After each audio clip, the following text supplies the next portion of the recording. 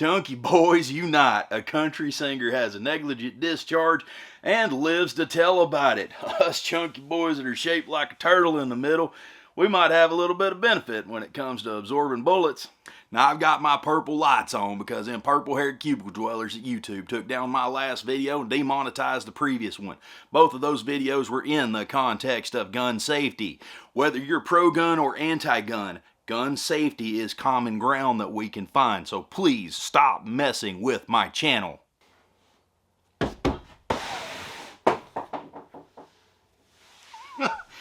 I guess I'll pick that up after a while. What's up, y'all? Pat here, and I've got a couple funny stories for you. One of them's about a country singer that shot himself in the stomach.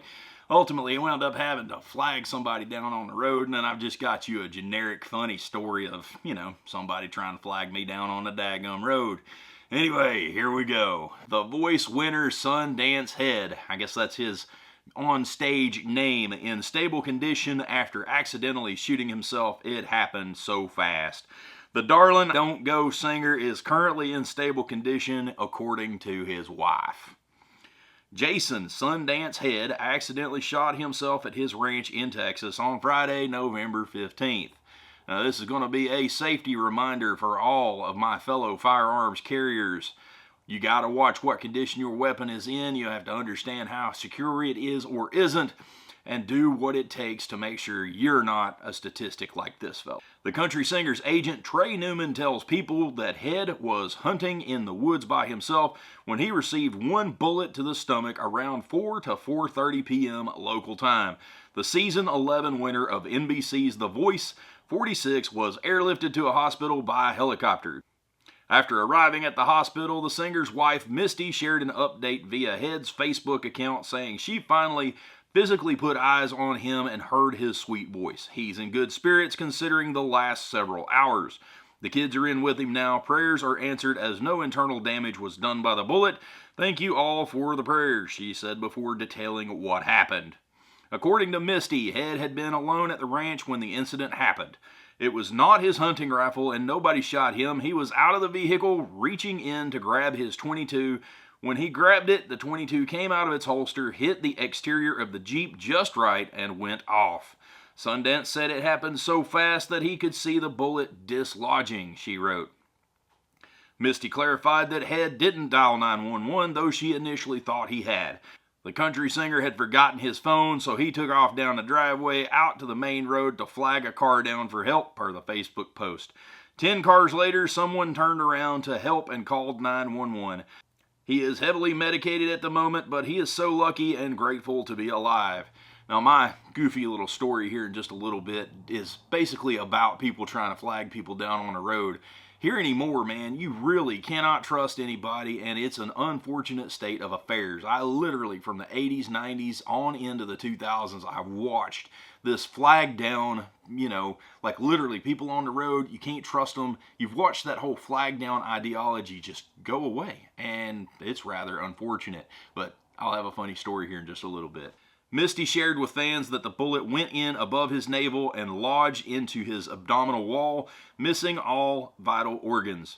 He will not require surgery as they are not removing the bullet, she continued. I'm sure his doctor said why, but my head is in a fog right now. Him being on the bigger side was a good thing. Bullet is in his fatty tissue.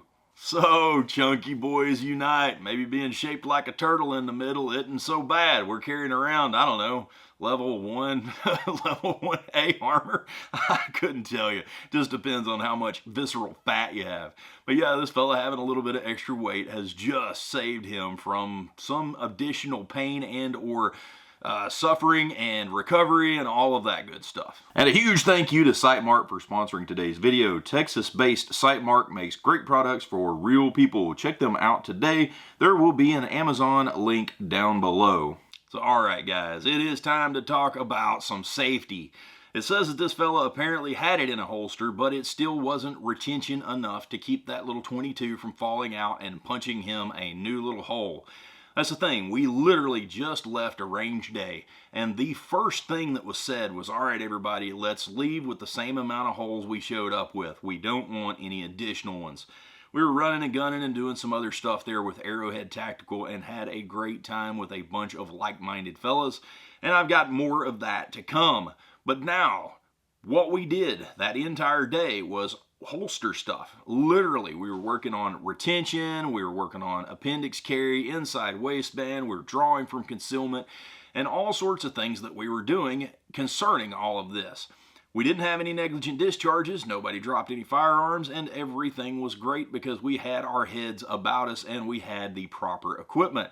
So now I'm hoping that Mr. Jason Sundance Head learns that he needs proper retention as far as his holster goes. I'm sure that he literally saw that going in slow motion. Anytime anything ever happens like that to me, which I'm not dropping any guns lately, but, you know, dropping things or such stuff happening, it literally goes in slow motion, and I can absolutely relate to that. Now, his was probably literally just watching the gun fall, but now I fell one time, and it went in slow motion. A buddy of mine has a rent house over here on the other side of town, and he says, hey, had a pine tree fall on my house. He said, that pine tree knocked a bunch of holes in the roof and we got rain coming. Can you help me? So anyway, I ran over there and we put up a brand new ladder.